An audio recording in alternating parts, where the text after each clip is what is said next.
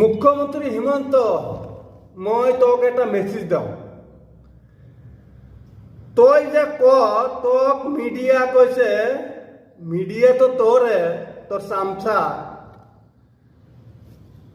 Media তোক কৈছি যে নীতিশ কুমাৰ যে এনেকুৱা হাৰকেছ কৰিছে, এইটো আপুনি কি কয়? তই কি ৰিপ্লাই দিছা? যে তাৰ বয়স হৈ গৈছে, 80 বছৰ হৈ গৈছে, এইটো ডাঙৰ কথা নহয়। মই কৈ আছো তোক, কোনবা ব্যক্তি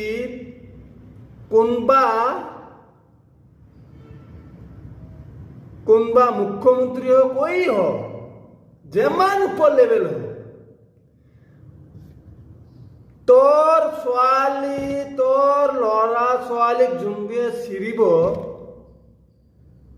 তই কি এনেকুৱা কবি নেকি? ইহুদি का औलाद, हम मुसलमान हैं, हम डरने वाला घबराने वाला नहीं है। ये देश किसी का मुल्क का नहीं है।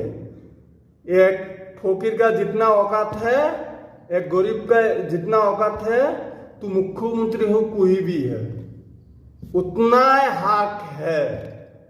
एक गरीब का जितना हक है, तेरा भी। तू अभी जैसा कर रहा है, जेनका करियास অসমত 2026 তই ক'ত পালা আমি চাম। ডিফাইনলি আই থিংক বিকজ বিজেপি হাটাও, দেশ বাঁচাও, ডিফাইনলি। সো যেতিয়া পৰা 2014 পৰা আমি চাই আছো, যেতিয়া পৰা বিজেপি আহিছে, বিজেপি অহাৰ পৰা আমাৰ অসমত না পুৰা ইণ্ডিয়াতে এনেকুৱা, কাশ্মীৰী, দিল্লী, হাৰ জায়গাত এনেকুৱা গণ্ডগোল। বিজেপি এক নম্বর চোর হ, ইডিয়েট, বাস্টেড, লনসেন্স। इसलिए बीजेपी हटाओ, देश বাঁচাও। আমি এবার 2026 মুখ্যমন্ত্রীক চাম, 2026 এবার মুখ্যমন্ত্রীক আমি চাম, হি ক'ত পলা। অসমৰ নাগৰিক, তাৰ বাপেকৰ জন্ম, তাৰ জন্ম, তাৰ বাপেকৰ জন্ম, তাৰ খানদানৰ জন্ম, তাৰে ঘৰৰ মানুহ বোলে বাংলাদেশী।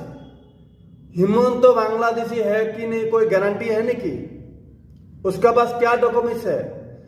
प्राइम मिनिस्टर, मुख्यमंत्री प्राइम मिनिस्टर हिमंत কৈ আছো, তোর বাপেরে মোদি প্রাইম মিনিস্টার, তার কি